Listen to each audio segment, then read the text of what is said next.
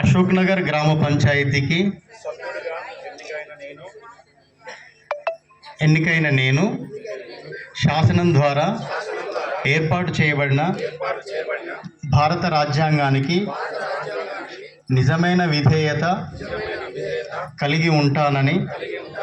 భారతదేశ సార్వభౌమత్వం మరియు ఏకత్వాన్ని కాపాడుతానని తెలంగాణ పంచాయతీరాజ్ చట్టం 2018 మరియు దాని కింద రూపొందించిన నియమావళి ప్రకారం నా విధులు మరియు బాధ్యతలను